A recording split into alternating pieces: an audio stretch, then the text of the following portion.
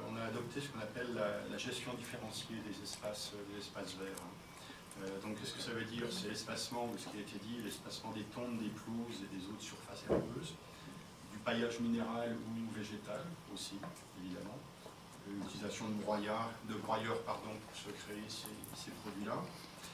Des méthodes, alors évidemment le problème auquel on se heurte, évidemment, c'est que comme on peut utiliser des produits qu'on utilisait auparavant, donc on grillait les bas de mur, etc., c'était impeccable, évidemment. Là, il faut passer au désherbage manuel au départ, avec les binettes, etc. Donc le problème, c'est le temps.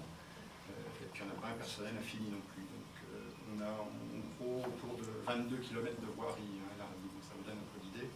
Donc on n'a pas un régiment de personnes à disposition sur le nettoyage, donc il a fallu adopter d'autres méthodes, donc c'est le brûlage. Et puis on a aussi utilisé l'utilisation de ce qui a été mentionné, je crois, de la plantation de plantes vivaces qui supportent mieux la sécheresse, des plantes aussi qui s'étalent. Donc la gestion différentielle a permis de... Alors je regarde mes notes parce que c'est un peu plus technique. Les espaces ont été divisés en quatre critères. Des zones ornementales, c'est par exemple, je ne peux pas vous montrer la photo de la mairie, mais il y a le parvis de la mairie qui est un peu représentatif de la ville, qui demande plus de tonnes que la normale, donc au-delà de 6 tonnes. Il y a ce qu'on a appelé les zones classiques qui requièrent jusqu'à 6 tonnes.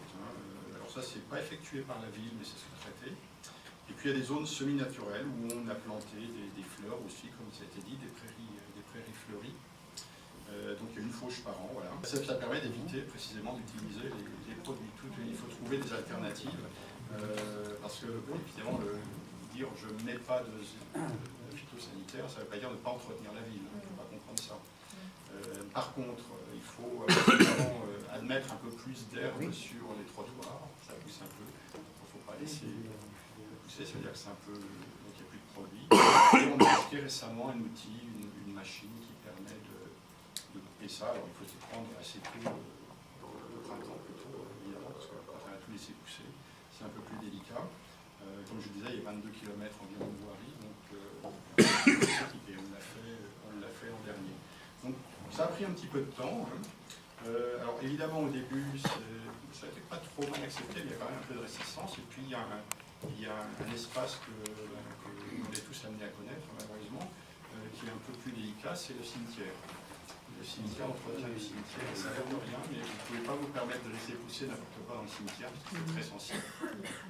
Donc ce qu'on a fait, c'est qu'il y a une partie qui a été faite à la main au début, et puis on a mis des plantes couvrantes, essentiellement du sédum. Et puis l'an dernier, ce qu'on a fait, parce que je crois que j'en ai mentionné tout à l'heure, on a adopté l'éco-pâturage. On a la renouée du Japon qui pousse dans le cimetière, donc on a essayé d'emmener nos chèvres pour voir si c'était effectif. Donc, ça a été moyennement concluant, parce que les chèvres ne sont pas toujours très coopératives, pour les déplacer. Mais bon, c'est intéressant. Comment? Vous mangez des cuisines non, on les cantonnait quand même. On essayait de leur faire manger ce qui nous intéressait, évidemment. Donc c'est pour ça que c'est des essais, mais comment dire, les plantes couvrantes, ça a été assez intéressant, ça donne de bons résultats. Je ne vais pas vous montrer les photos, mais on a assez bons résultats. On a d'ailleurs appliqué on a un parc art déco à Lardy, un peu, c'était le même problème. Donc on a utilisé la même chose. Donc on a réduit drastiquement le temps passé par les employés de la mairie, toujours le même nombre en fait, pour arriver à un résultat qui est relativement intéressant. On n'a plus trop de soucis d'acceptabilité, on va dire. Donc ça a pris un petit peu de temps. On s'améliore évidemment, puisque c'est pas apparu du jour au lendemain les méthodes, et puis il faut le temps, on ne bascule pas d'une année sur l'autre, du zéro phyto à zéro phyto, ça prend un petit peu de temps. Mais aujourd'hui on peut dire que c'est relativement bien accepté, puisque les résultats sont pas mauvais. Voilà ce que je peux dire sur nos méthodes.